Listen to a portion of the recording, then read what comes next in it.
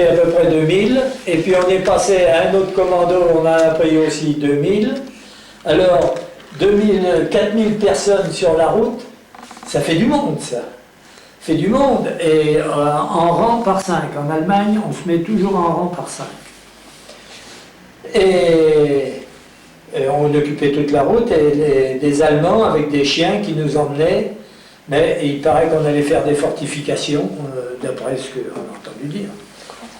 Et on est parti 2 jours, on a marché toute la journée et une partie de la nuit. Et en montagne, parce que le Tyrol, là, c'est que de la montagne. Alors, on est parti, et une partie de la nuit, on s'est couché dans un pré qu'ils avaient mis, enfin couché, oui, on s'est couché dans un pré.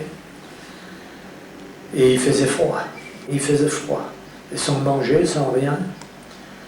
Le lendemain matin, on est parti.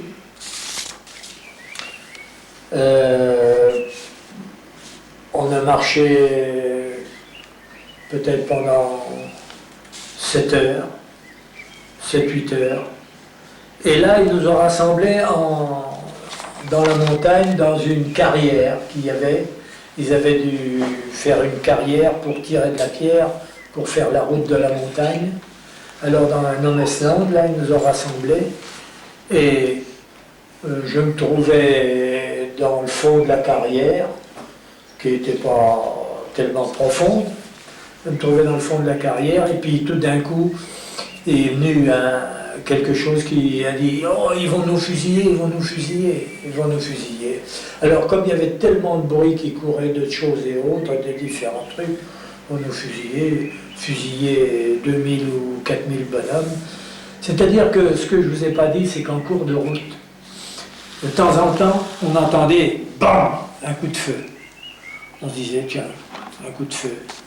Et je me rappelle, il y avait un camarade qui était avec nous, un camarade d'Arles, là, qui ne pouvait plus marcher. Alors de temps en temps, on le prenait sous le bras et on l'accompagnait pour qu'il marche. Alors on a pensé qu'il y avait des gens qui ne pouvaient plus marcher et qu'il y avait quelqu'un qui était derrière avec la revolver, qui le finissait au revolver.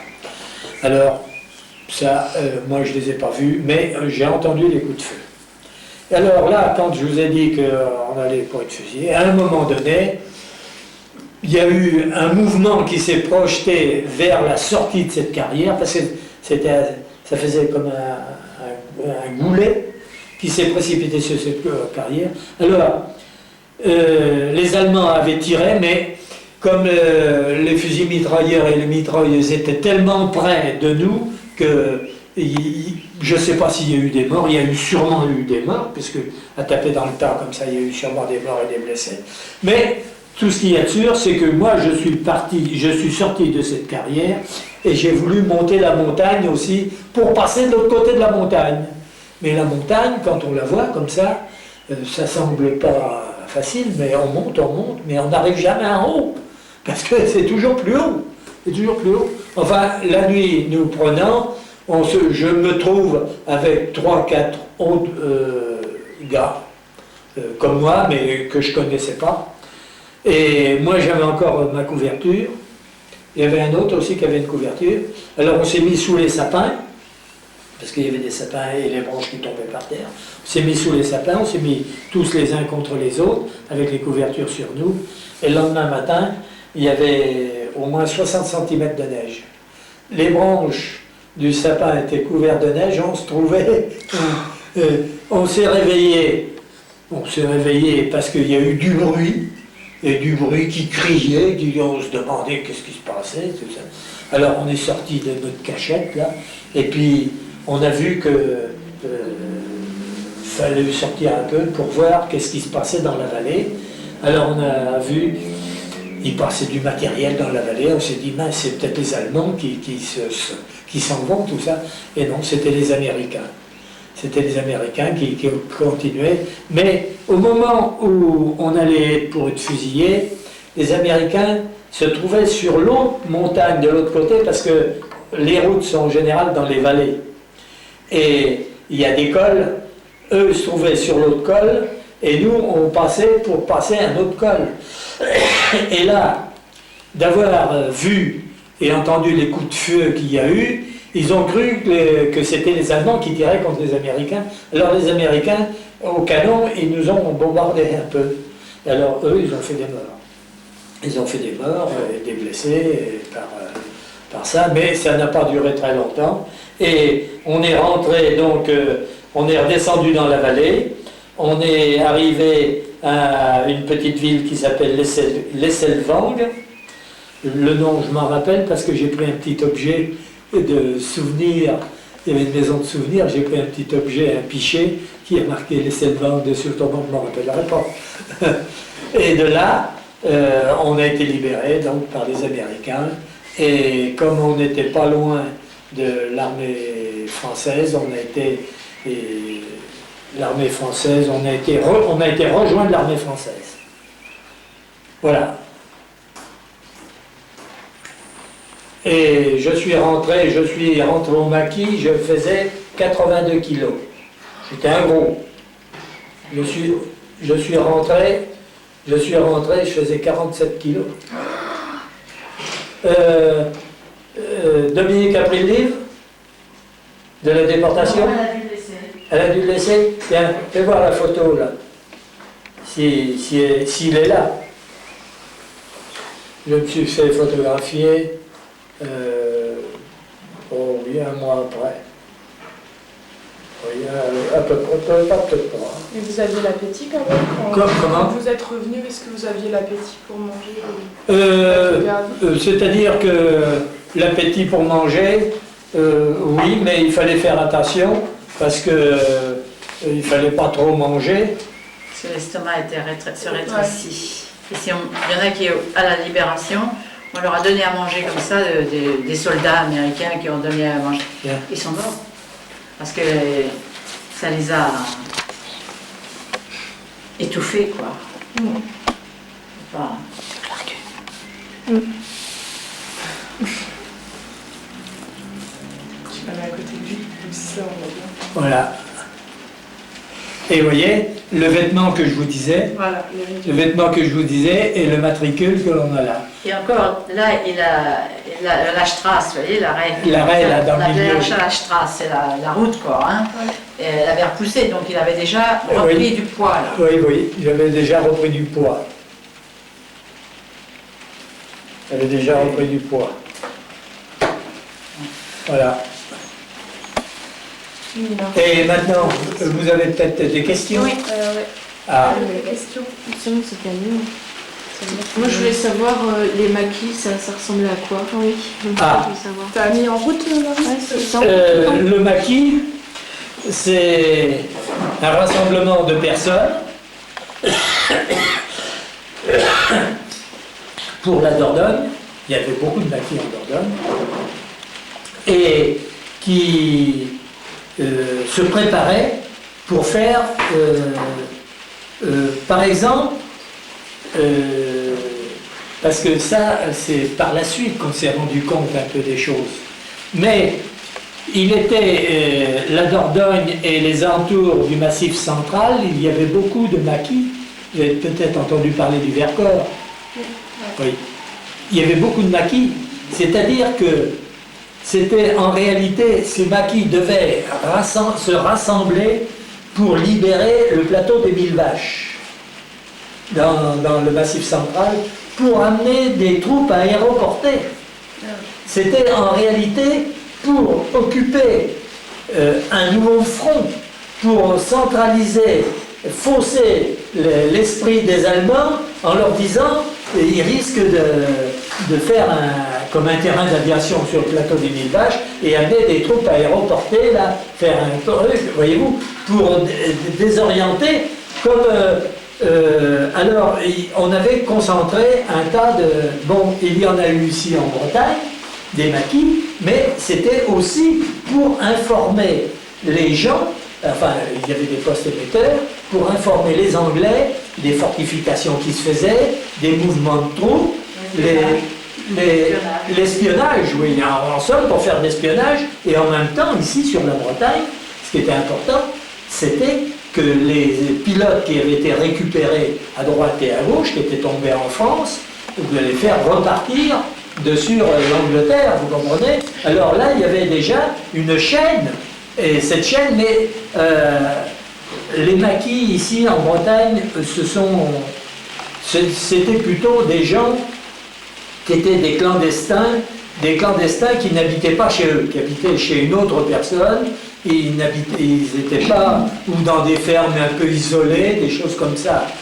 Ces maquis sont arrivés que après le débarquement ici en Bretagne.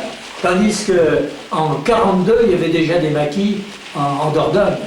Il y avait déjà des maquis en Dordogne. Mais ces maquis étaient des gens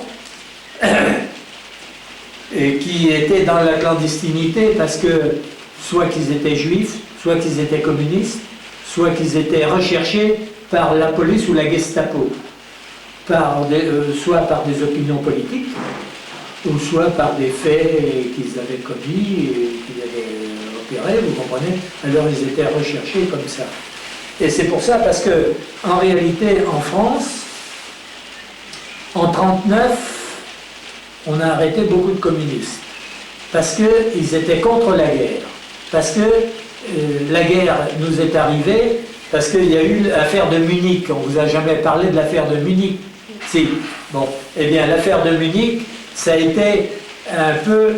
le Parti communiste était contre ça, parce qu'il laissait occuper la Tchécoslovaquie par les Allemands.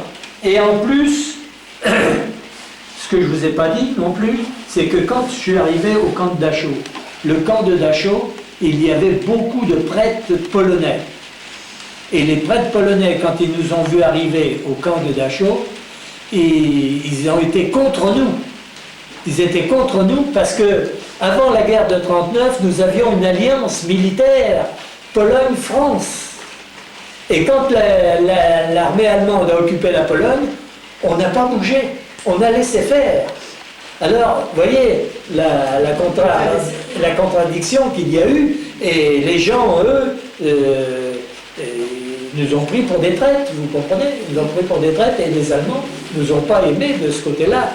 Alors, le maquis, c'était fait pour former des gens, parce qu'il y avait des gens qui avaient été militaires, mais il y avait beaucoup de jeunes qui n'étaient pas militaires. Et alors, il fallait les former à la préparation militaire, à la discipline, à maniement des armes, à obéir pour des choses et autres. Et alors, c'est pour ça que les maquis avaient été formés comme ça. C'était des fermes en général ou des... Non, nous étions dans les bois et nous avions fait des cabanes. Nous étions dans un bois de châtaigniers, parce que là-bas il y a beaucoup de châtaigniers. Et les châtaigniers, ça pousse par des seppés, comme ça, qui a été coupé. Et on a cintré des branches, comme ça, des arceaux, et on couvrait ça de fougères, de bruyères, et on faisait des... Et alors, on couchait par terre, et au mois d'octobre, même fin septembre, il y avait eu des pluies, tout ça, la terre était humide, et il faisait froid sur cette terre. Alors moi comme j'étais de la campagne, j'innovais un peu, j'avais pris des morceaux de bois, avec une fourche comme ça, que j'avais planté dans la terre, j'avais mis d'autres bois comme ça, et j'avais entrelacé des bois, j'avais fait comme un sommier, entrelacé comme ça, et j'avais fait comme un sommier. Et sur ce sommier, j'avais mis de la bruyère et de la fougère, de façon que je sois isolé du sol. Et d'autres ont fait comme moi, tout ça, et on avait fait des creusets, comment on appelle ça, un trou, quoi, assez grand, dans la terre, et on avait recouvert avec des tôles qu'on avait récupérées, ça nous faisait un abri. D'ailleurs, c'était là où étaient les munitions. Les munitions et les armes étaient dans ce... comment ça s'appelle, comme une casse-batte pour un terre. Autre chose? Oui. Avez-vous rencontré des personnes au camp avec lesquelles vous êtes toujours en relation? Ah oui, Oui, oui, beaucoup, beaucoup de jeunes comme moi qui sont, quelques-uns disparaissent parce qu'on est en amical. On est en amical et on peut se rencontrer de temps en temps. Enfin, c'est-à-dire que le fait que, j'en me permets, le fait qu'ils étaient dans le maquis, ils se connaissaient et ils ont été déportés ensemble. Donc au départ, il y a eu et ils se sont retrouvés en amicale au retour. Ceux qui sont restés au retour ont formé une amicale et ont rappelé tout le. Il y a une fédération d'abord. Et puis après, par groupe... oui, notre groupe de maquis s'est rencontré encore cette année. J'y ai pas été parce que c'est en Dordogne. Et puis, j'avais beaucoup de travaux ici à faire et tout. Alors, je ne pouvais pas partir. Et oui, je en contact. Et alors, on a même passé du bon temps après la libération, parce que moi j'ai regagné Paris, travaillé à Paris, et puis on était une quinzaine à Paris, là, qui travaillait à droite et à gauche, et le dimanche on se rencontrait pour aller se promener à différents endroits, différents trucs comme ça. Alors après, les uns se sont mariés, ont eu des enfants, d'autres sont partis professionnellement, tout ça. Mais à la retraite, beaucoup, on ne s'est pas perdu de vue, mais on avait moins de contacts. Depuis que la plupart sont en retraite, on avait beaucoup plus de contacts. Et la fraternité existe toujours. Et même une très bonne fraternité de frères, même plus que de frères. Parce que là, il n'y a pas d'intérêt. Il n'y a pas d'intérêt. On est des copains. J'ai eu même des copains qui, au moment où j'habitais Paris, j'avais acheté un petit pavillon en banlieue, il a fallu le restaurer, j'avais pas assez d'argent. Un copain m'a prêté de l'argent. Après, lui, il a eu besoin d'argent, je lui ai reprêté de l'argent. Vous voyez, que ça a été... Sans passer par les banques, comme ça, tu me rendras quand tu pourras. Pour l'instant, j'en ai pas besoin, alors tu me rendras quand tu pourras. C'est une espèce de fraternité, de confiance, vraiment de confiance. Est-ce que vous connaissiez votre femme avant la guerre? Ah non. Non, j'avais 16 ans. Elle était parisienne, et moi j'étais en Charente. Alors, je l'ai même connu très tard. Je l'ai même connu très tard après mon retour des camps. En 47, on s'est connus. Ah oui, on s'est connus parce que... On était collègues. Et puis lui, il avait ses copains, moi je faisais du vélo, lui il allait à la chasse, et on se rencontrait, on se discutait, on travaillait dans le même endroit. Et puis un beau jour, ça s'est fait comme ça. Ça a fallu du temps. Un beau jour, elle a coiffé Sainte-Catherine, il fallait un cavalier. Voilà. Alors c'était moi le cavalier de Sainte-Catherine.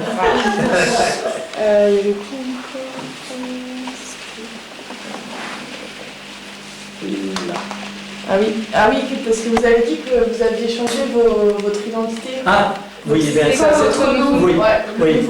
Mon autre nom, c'était Lucière. Parce que mon nom, c'est La Roche. Oui. Mais on cherchait toujours à ce que les gens gardent leur lettre, leur première lettre pour la signature, pour les choses comme ça, et puis que le L soit marqué pour moi, pour pas qu'on se trompe quand on est pris dans... Et alors, ma carte d'identité, ce que je ne savais pas, elle a servi à un autre. Et cette personne-là, je l'ai appris ça quand je suis rentré chez moi. Cette personne-là a été fusillée avec ma carte d'identité. Et il a été fusillé, c'est le premier fusillé que j'ai vu à Limoges. Au moment où on se trouvait à Limoges, ils ont fusillé les deux premiers fusillés, et c'était un nommé Châty, puis un autre qui a été fusillé dans la cour de la prison. Et il a été fusillé, on a vu quand il a été fusillé, d'ailleurs je ne sais pas, je sais qu'il avait dit quelque chose, mais je ne me rappelle plus quoi ce qu'il avait dit, qu'il avait crié au moment d'être fusillé. Parce que lui, ce gars-là, tête un peu forte, c'est un costaud, phénoménal. Et il avait déjà été arrêté à Limoges et il avait été mis, parce que quand vous êtes arrêté, je ne sais pas comment ça se passe maintenant, mais à ce moment-là, quand vous étiez arrêté, vous étiez mis à l'isolation dans une cellule. Dans cette cellule, on vous retirait votre ceinture, on vous retirait vos lacets, on vous retirait tout ce que vous pouviez avoir, couteau, tout. Et lui, il avait été mis dans cette cellule et il avait pu rentrer un revolver qu'il avait caché dans la paillasse. Et alors, ce gars-là, parce que dans la prison de Limoges, il y avait une partie qui était gardée par les Allemands et une partie, parce qu'une prison, en principe, c'est une rotonde. Les prisons, en général, en France, c'est une rotonde. Et de cette rotonde partent des bâtiments comme ça en étoile, qui sont des cellules ou des chauffoirs, des dortoirs, des choses comme ça. Et alors, il y a une partie, les Allemands en gardaient une partie, et les Français en gardaient une autre partie. Et il y en avait une partie aussi qui était pour les femmes. Il y avait aussi une autre partie qui était pour les femmes. Et alors, la partie qui était gardée par les Français, ce gars-là, il a été arrêté de nouveau et remis dans cette cellule. Et il est dit, eh bon sang, peut-être que mon pétard, son revolver, est peut-être encore dans la paillasse. Il fouille dans la paillasse et il retrouve son revolver. Ce qui est étonnant, c'est-à-dire que cette paillasse n'avait pas été changée dans l'intervalle qui s'était évadé, parce que la première fois qu'il avait été arrêté, il avait réussi à s'évader. Il avait réussi à s'évader dans un transfert, il avait réussi à s'évader, et il a été de renouveau arrêté, et il a été arrêté les armes à la main, et c'est là que la loi martiale avait été décrétée. Et c'est là qu'il a été fusillé. Et il a été fusillé avec ma carte d'identité. Si bien que quand je suis rentré, il y a eu donc la libération de la France je sais pas moi, en août 44, pour la majorité de la France, ça doit être à peu près en août 44, Paris a été libéré en août, hein. Oui, en août, Paris. Paris, c'est Paris. Oui. Oui, ben, une partie de la France a été libérée à ce moment-là. Ça a duré encore après. Oui, bien sûr que ça a duré après, mais je veux dire, la France a dû, à part Lorient, à part oui, il y a la poche de Lorient, Royan, il y a eu quelques poches comme ça, quelques poches comme ça. Mais alors, il y avait déjà des secours qui avaient été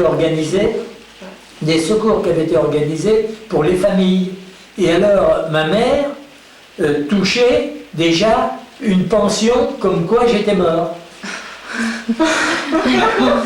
Et quand je suis rentré chez moi, je suis rentré parce que quand on est parti d'Allemagne, on est parti dans un convoi, un convoi de bidons d'essence qui portait de l'essence aux troupes qui avançaient, quoi. Et ce convoi vide, qui revenait chercher de l'essence, je ne sais pas où, moi, en France, par là, il descendait à vide et il ramenait des prisonniers. Alors, je suis passé sur le pont de Kiel, pont provisoire à ce moment-là, et à Strasbourg. Et à Strasbourg, on nous a déjà donné à manger. Et là, je me rappelle, comme vous disiez, si on pouvait manger. Et à Strasbourg, il y avait une roulante. Une roulante, c'est une espèce de grande gamelle qui est chauffée avec du charbon, du bois, des choses comme ça. Et on cuit des pommes de terre, on cuit des haricots, on cuit des choses là-dedans, la viande, tout ça dedans. Et là, c'était... Vous n'avez pas connu ça, vous. Avant la guerre, on appelait ça des boîtes de singes. C'est-à-dire du bœuf en conserve en boîte. Du bœuf en conserve en boîte, comme vous avez du thon en boîte, là c'était du bœuf. Et alors, il faisait cuire des pommes de terre, il mettait ce bœuf avec ses pommes de terre, une sauce, tout ça. Et là, on faisait la queue, on passait la gamelle, il vous en donnait, vous mangiez, vous refaisiez la queue, vous pouviez manger ce que vous vouliez. Bon. Et le lendemain, là, ils nous ont emmenés en autocar tiens, que le nom m'échappe, là, un pays un peu plus loin. Et là, ils nous ont demandé pourquoi on était allé en Allemagne, parce qu'ils voulaient savoir s'il n'y avait pas aussi des miliciens qui s'étaient réfugiés en Allemagne et qui revenaient en France sous un faux nom ou un truc comme ça. Alors, ils vous demandaient comment vous aviez été arrêté et tout ça, et ils vous donnaient déjà une feuille de rapatriement. Et cette feuille de rapatriement, et il y avait des souches, évidemment, cette feuille, et c'était votre carte d'identité, en somme, cette feuille de rapatriement. Il n'y avait pas de photo dessus, mais enfin, je ne sais pas tant s'il n'y avait pas les empreintes dessus, je ne me rappelle plus. Et je dois l'avoir encore là. Et quand ils nous ont emmenés après dans le train, et le train a contourné Paris parce que ce train faisait Poitiers, Tours, Poitiers, Angoulême, Libourne, Bordeaux, tous ces prisonniers-là partaient par là. Et alors, il y avait quelqu'un qui avait une feuille de route, en somme, pour savoir le nombre de gens qui devaient descendre, par exemple, à Tours, à Poitiers, à Angoulême. Alors, il savait le nombre de gens qui pouvaient descendre.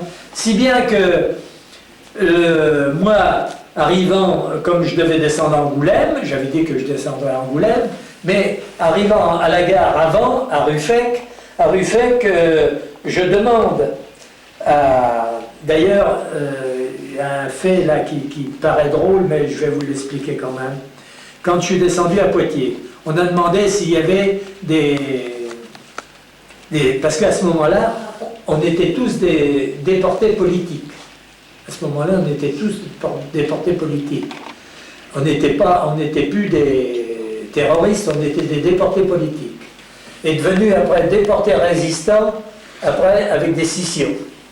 On a voulu trier les gens pour les diviser. Alors, quand je suis descendu à Tours, on a demandé s'il y avait des gens qui venaient de camps de concentration.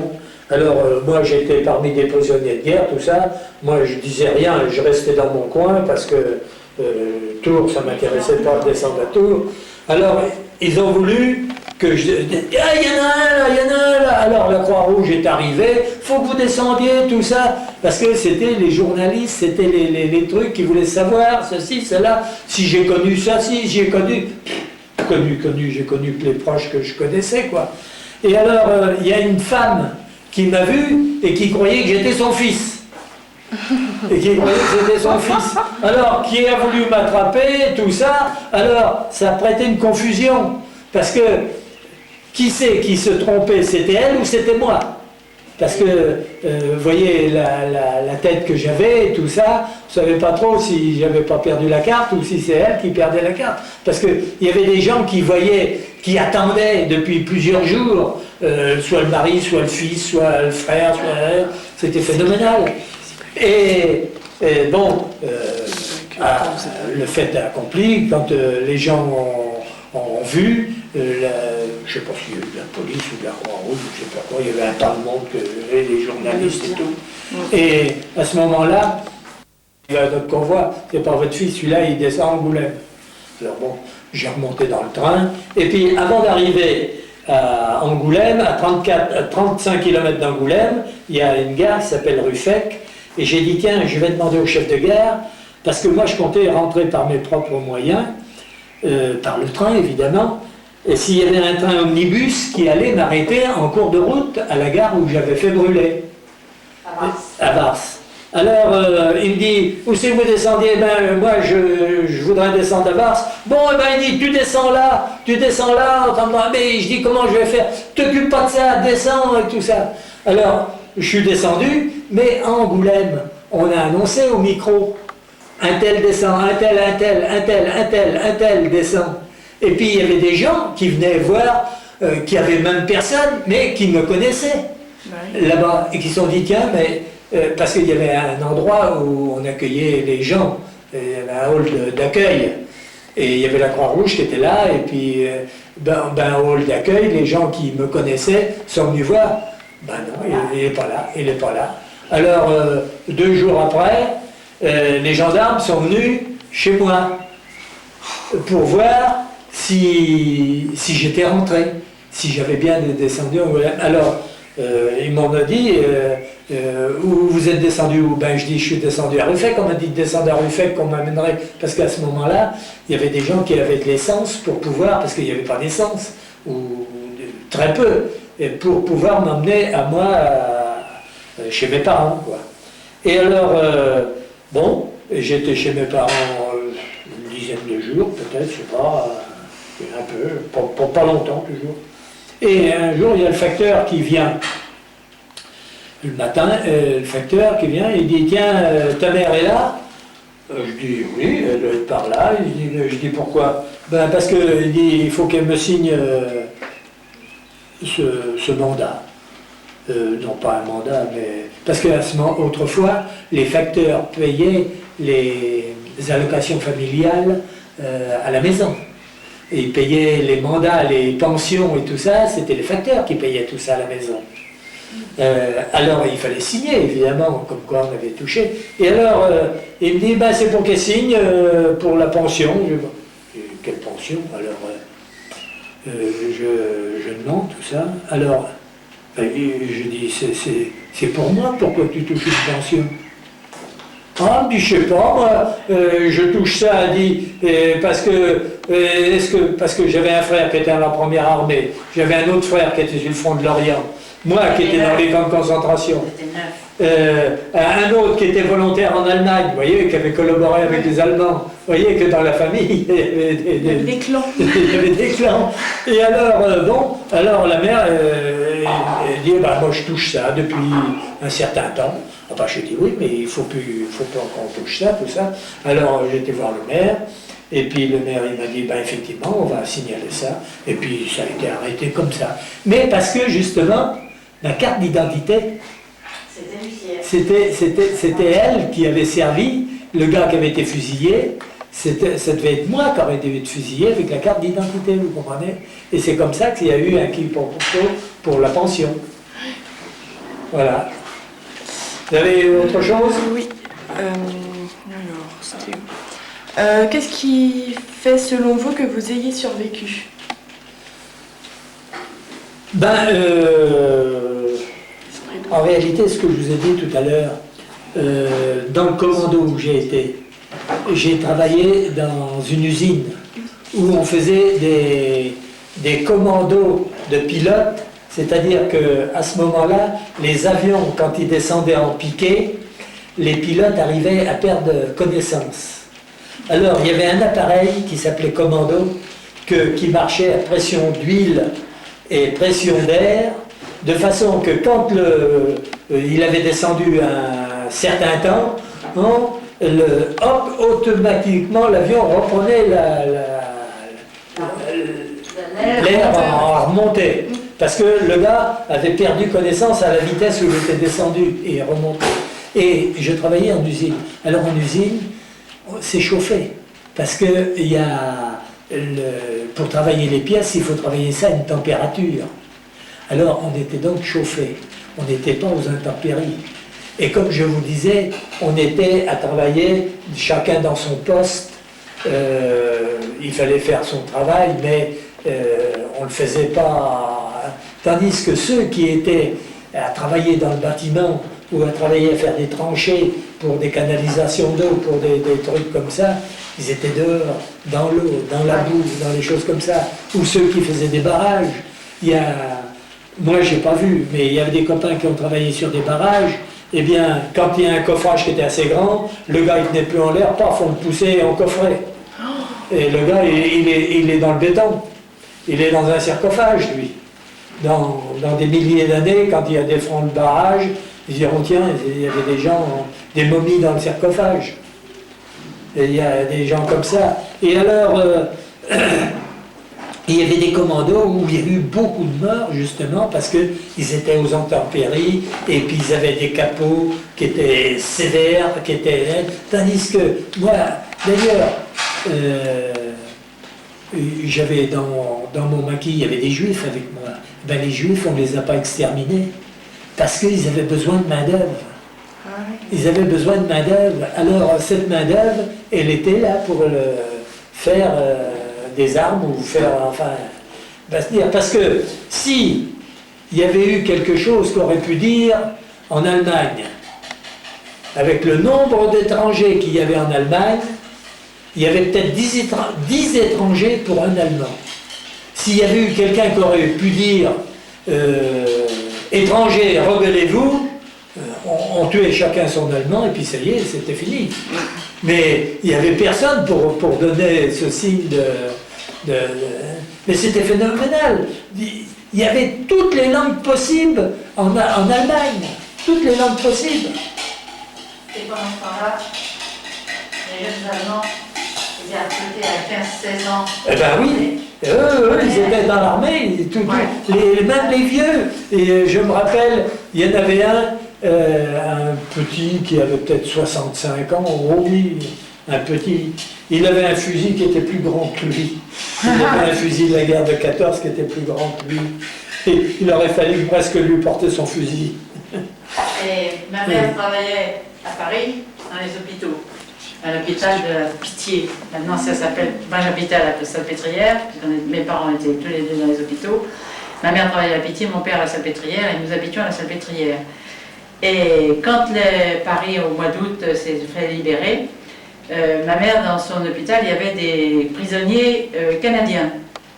Et le personnel a profité de la presse, oui, pour mettre les Canadiens à l'abri dans les caves, parce qu'ils savaient que les Allemands n'avaient plus le temps de les chercher, parce qu'ils voulaient les tuer. Et il y avait parmi les blessés, il y avait des jeunes Allemands de 16 ans, 17 ans, qui étaient là. Et bien, au lieu de les laisser faire prisonniers par les Canadiens, par les Alliés, qui ne les auraient pas tués, et bien, ils leur ont fait une piqûre pour les tuer. Ils les ont mis dans des valaises, tout chaud, et les ont emmenés comme ça. Ma mère était scandalisée. Que des Allemands fassent ça, des Allemands, vous vous rendez compte, des jeunes enfants, c'est pour vous dire que les Hitlériens n'avaient aucun respect de la vie, rien. Ce sont c'est pire que les animaux, pire que les animaux. Donne-moi dans un verre d'eau. Oui. Vous avez autre chose? Oui. Alors, quelle est la chose qui vous a le plus marqué dans votre histoire?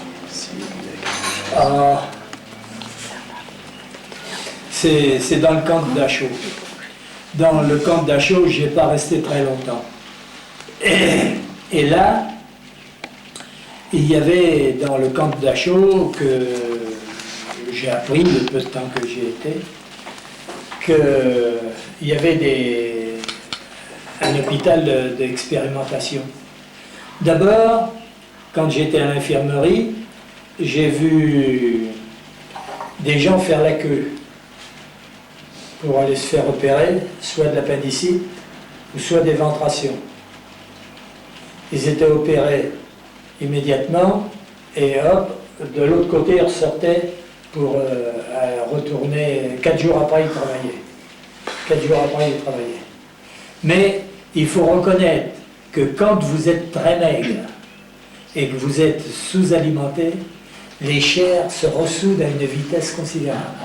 Les chairs bien coupées. Ça se ressoude très très vite. Ça demande qu'à pousser, ça demande qu'à... et alors, ces gens-là, ils retournaient au travail 4 jours après. Et là, je savais qu'il y avait eu j'ai appris par des gens qui étaient là, parce que dans le camp de Dachau, il y avait des gens qui n'avaient pas le droit de sortir du camp de Dachau, qui n'avaient pas le droit d'aller en commando, ils étaient là à vie. Par exemple, le numéro 7 que j'ai connu, le numéro 21, ils étaient dans le camp de Dachau, ils n'en étaient jamais sortis. Le numéro 21, non, c'est le numéro 7 qui en est sorti, il en est sorti pour être fusillé quand il y a eu un attentat contre Hitler. Parce qu'il y a eu un attentat en 1944 contre Hitler. Et là, on a ramassé des gens qui se trouvaient encore dans les camps, et lui, c'était un député communiste avant-guerre, en Allemagne, et il a été fusillé à ce moment-là. Et le numéro 21, qui était un jeune, lui, qui était un jeune Allemand, il avait été arrêté avec son père, et son père était mort dans le camp, et lui, il subsistait encore, et il était encore fort. Il était encore fort.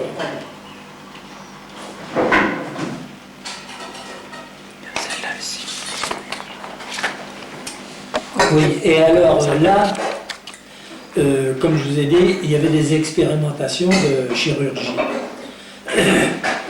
Et il y avait ce qui paraît drôle, c'est qu'il y avait une maison close dans le camp de Dachau. C'est-à-dire qu'il y avait des putains. Il y avait des putains qui étaient là. Est-ce qu'elles y étaient volontaires? Est-ce qu'elles n'y étaient pas volontaires? Je n'en sais rien. Mais il y avait des putains qui étaient là, elles étaient là pour... et il y avait des gens à qui on avait enlevé les testicules. Des hommes à qui on avait enlevé des testicules, et on voulait savoir si ça pouvait encore fonctionner, parce qu'ils avaient des Allemands qui avaient été mutilés par la guerre avec ce genre de choses, et alors ils faisaient des expérimentations là-dessus. Là-dessus et sur d'autres choses. Et sur d'autres choses de ce truc-là. Et par contre, j'ai vu des Italiens, parce que les Italiens étaient alliés avec les Allemands. Mussolini ont été alliés avec Hitler, comme Mussolini, puis l'Espagnol, comment il s'appelait? C'est pas Tito, Franco. Franco était allié avec Hitler, et après, les Italiens, après la débatte de Libye, ils se sont tournés un peu kazakh et tout ça, et ils avaient s'étaient sauvés, ils avaient déserté, et il en est passé dans le camp de Dachau, des Italiens, des prisonniers italiens, et ils ne sont pas restés plus de 48 heures. Alors je pense qu'ils ont dû passer au four crématoire. On a dû passer soit à la chambre de gaz et au four crématoire. Et j'ai vu aussi dans le camp de Dachau un nombre d'enfants qui venaient d'où, est-ce qu'ils venaient de Russie, est-ce qu'ils venaient de Lituanie, est-ce qu'ils venaient de Hongrie, de je ne sais pas d'où, de Serbie, de ces endroits-là, je ne sais pas d'où ils venaient, et qui avaient 8, 10 ans, 12 ans, 15 ans, peut-être les plus grands, qui passaient là, et on les a vus passer, et je ne sais pas qu'est-ce qu'ils en ont fait, mais ils étaient maigres, ces pauvres petits, ils étaient maigres, c'était effrayant. Une autre? Oui, c'était... En voulez-vous encore aux Allemands? Non. C'est-à-dire que on ne veut pas aux Allemands. J'en veux pas plus aux Allemands que j'en veux aux Français. Parce que... parce que dans les prisons et dans les camps, tiens, il y a le programme du Conseil national de la résistance. Vous aurez qu'à lire ça un jour. On a refait la France, là. On a refait la France avec ce truc-là. Vous pourrez emporter les journaux. On a refait la France avec ce truc-là. Et le général de Gaulle, quand il est venu là, il a commencé déjà à dire il faut déposer les armes. Et il faut pardonner à ceux qui ont collaboré. Et en général, qui c'est qui a collaboré? Tous les gens bien pensants, un grand nombre, pas tous, mais un très grand nombre, parce que dans les maisons, nous étions obligés d'avoir la photo du maréchal Pétain. Dans toutes les maisons, il fallait avoir sa photo du maréchal Pétain. Si vous n'aviez pas la photo du maréchal Pétain, qu'il y avait quelqu'un qui venait chez vous et qui ne voyait pas la photo du maréchal Pétain, tiens, celui-là, il n'est pas que le... Hein, et alors, vous voyez, ça demande à suspicion, et c'était... Et alors, dans les écoles, il y avait la photo du maréchal Pétain en grand. Au départ, un nombre ont cru au maréchal Pétain, un grand nombre. Mais en 40-41, un grand nombre a cru au maréchal Pétain. Et au fur et à mesure, il y avait une chanson qui disait Maréchal, nous voilà,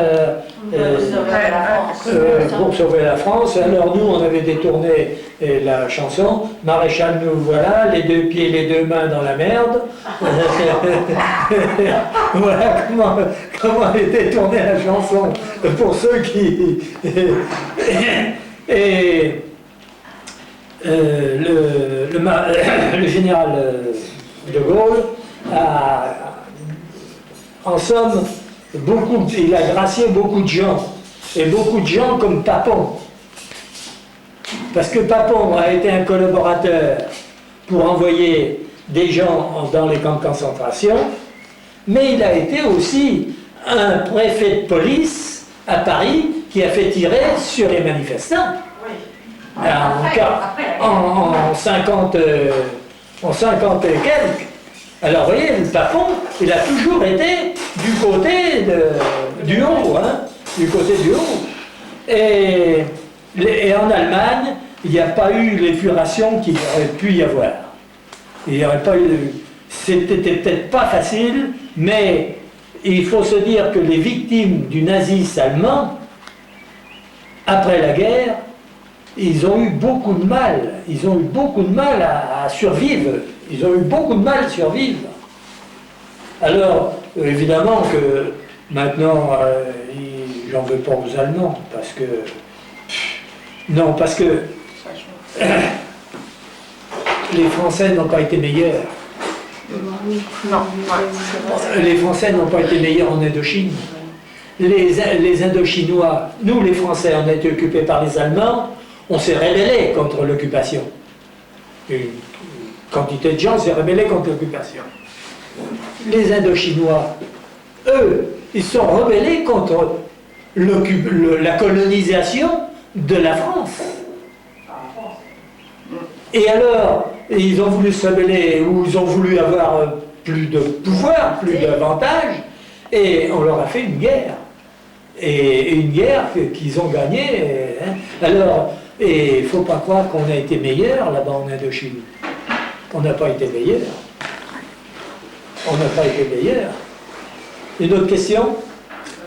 Non, il n'y a plus que 3 minutes de cassette. Il n'y a plus de problème dans la cassette. Oui, mais on peut parler sans la cassette. Ah ouais, Je me souviens de la libération de Paris, j'avais 16 ans, c'était l'année du brevet, et j'avais une amie de classe, et quand il faisait très chaud au mois d'août, et on était en petite tenue au soleil, parce que on avait un garage en dessous, la fenêtre, et on était descendu sur ce garage pour prendre le soleil, quoi. Hein. Et d'un seul coup, on a entendu une clameur, parce qu'on était dans la Salpêtrière, donc c'est comme un village à part, quoi. Hein. Bon, j'ai dit, ça y est, ça doit être eux. Alors, j'ai enfilé un truc sur moi en courant, et puis on est arrivé à la porte de la Salpêtrière, et puis c'était eux qui arrivaient. C'était une délégation, c'était pas toute l'armée, quoi. Hein. Et Leclerc devait arriver le lendemain, et alors avec mon ami, le lendemain, on monte le boulevard d'Hôpital. Et en arrivant devant l'hôpital de la Pitié, ça faisait une place, quoi. Et à ce moment-là, bzoum, bzoum, eh ben, il y avait les tireurs. Il y avait ceux qui étaient contre la libération de Paris, et il y avait les tireurs qui nous tiraient dessus d'un immeuble. Et heureusement, ils nous ont loupés, parce qu'on ne serait pas là pour vous le dire. On croyait que c'était fini, bah tiens, c'était pas fini. Oui. Moi, je voulais savoir si, comme votre photo, vous avez l'habit encore de votre camp, vous l'avez toujours avec vous? Je ne l'ai plus maintenant, je l'ai donné parce qu'il y a une association pour la mémoire. Ah, ouais. Alors, il y a une association pour la mémoire et j'ai donné ma tenue. Il n'y a pas longtemps. Il n'y a pas longtemps. Je l'ai donné l'année dernière. J'ai donné ma tenue à cette fondation qui fait des expositions. Et alors, justement, il devrait y avoir une exposition à Lamballe. Il devrait y avoir une exposition à Lamballe. Mais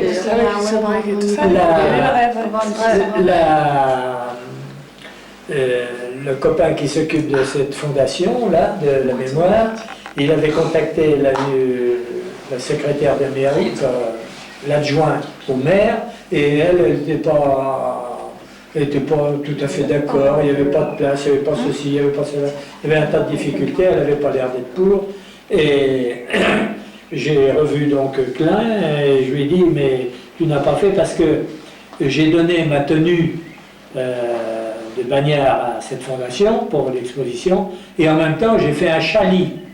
Vous savez ce que c'est un chalit? Non. Bon, eh ben j'ai fait un chalit justement dans lequel on couchait. Les lits de camp. Comme un lit de camp, c'est des bouts de bois, des trucs. Et alors j'ai fait un chalit justement pour l'exposition. Pour que peut-être soit itinérant. Oui, peut-être. C'est aussi en